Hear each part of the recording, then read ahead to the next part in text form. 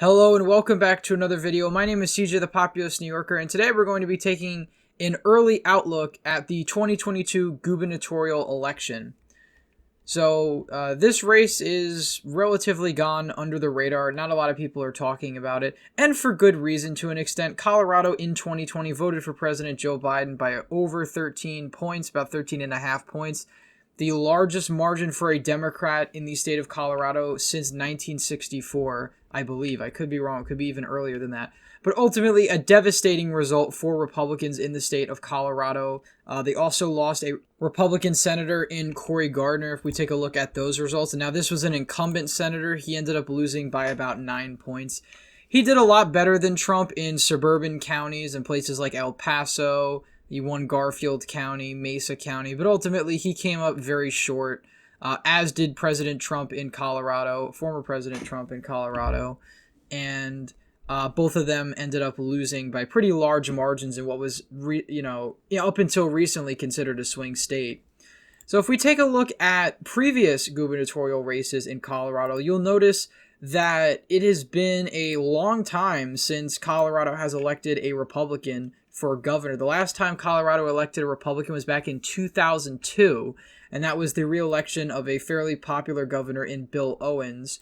So before that, after that, of course, we've seen Democrats do extremely well in the state of Colorado, and not only, of course, on the governor's level. If we look at the presidential level, obviously, since 2008, Colorado has been a Democratic state, and of course, you could say in 2020, almost a solid Democratic state, really. It did vote by a safe margin for Joe Biden, and that could be Colorado's future.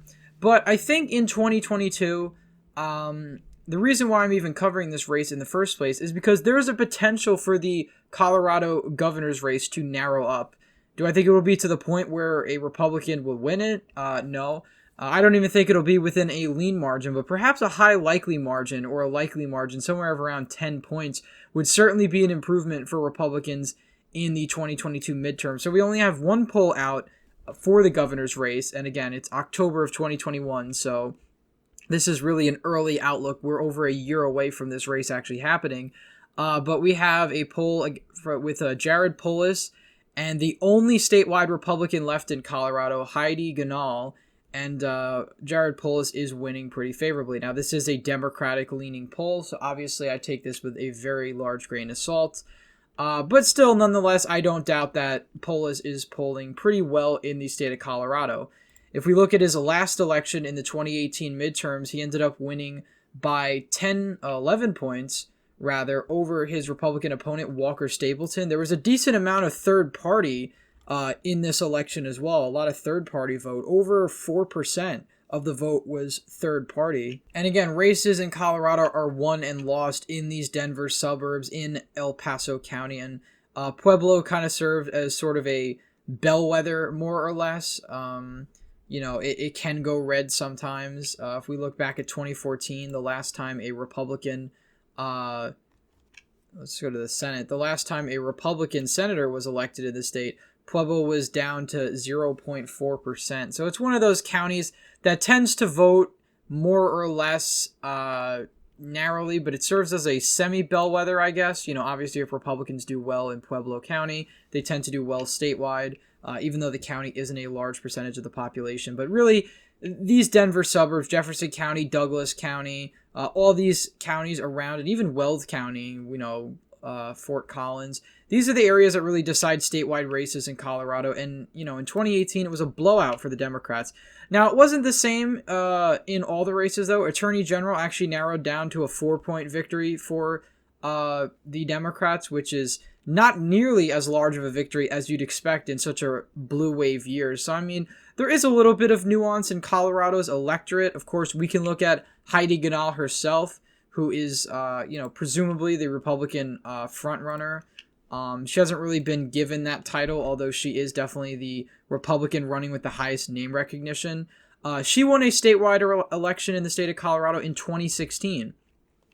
She got 1.293 100,000 votes in the state, compared to just 1.2 million on the Democratic side. Then this was a year where Donald Trump only got 1,202,000 votes in the state of Colorado. She ended up getting 1,293,000 votes.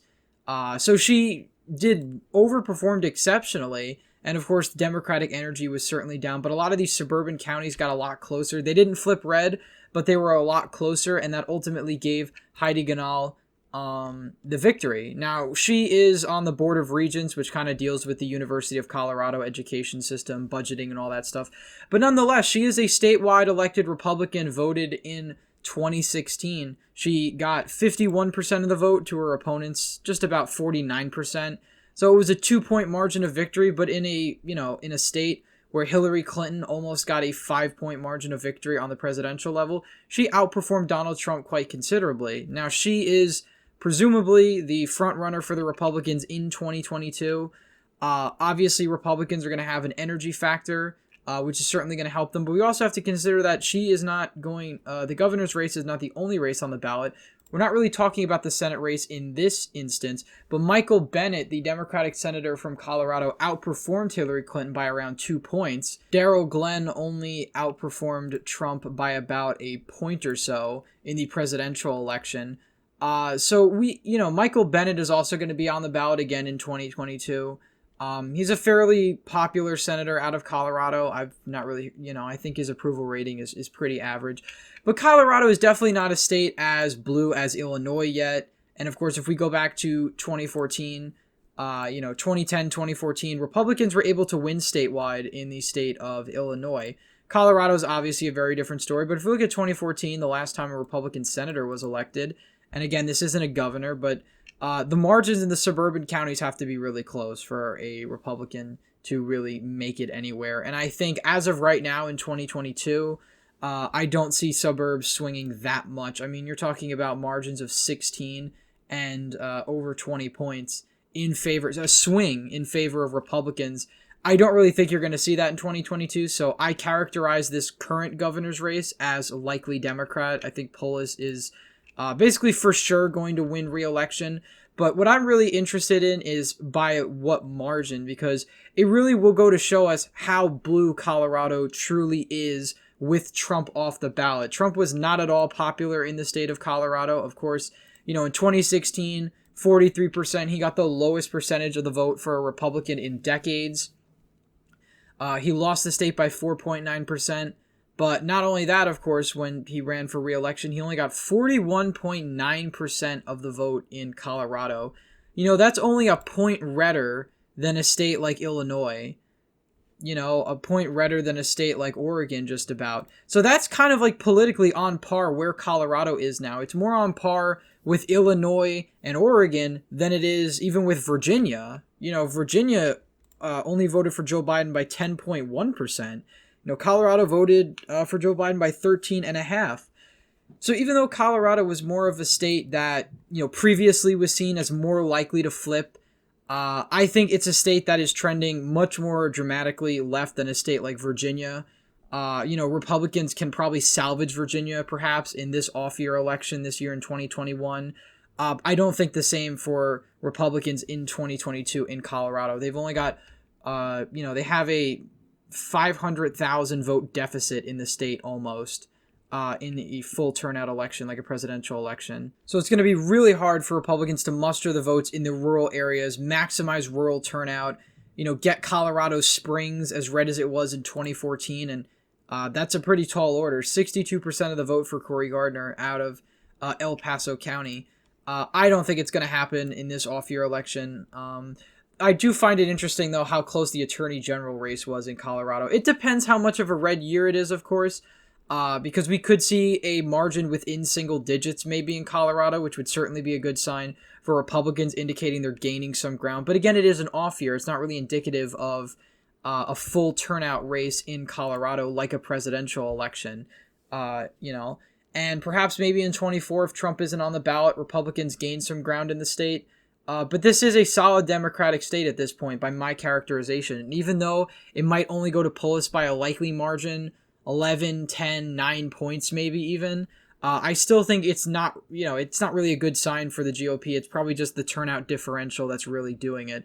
So, you know, again, for Republicans to even compete in Colorado in the future, it is the suburbs that they have to win back. And I think it's very, very unlikely given how dramatically the suburbs have been trending away from Republicans. 11 points, 7 points, 13 points. Douglas County trending 11 points. Douglas County back in 2012 voted for Mitt Romney by 62%. Mitt Romney got 62% of the vote out of the state. So that goes to show you how much Colorado has moved in favor of Democrats. So I think even in an off year, again, this is an early outlook, but I would say as of right now, this definitely looks like a race that Jared Polis, the incumbent governor, is probably going to win by a likely margin. So I would agree with Sabato Crystal Ball's analysis on the race.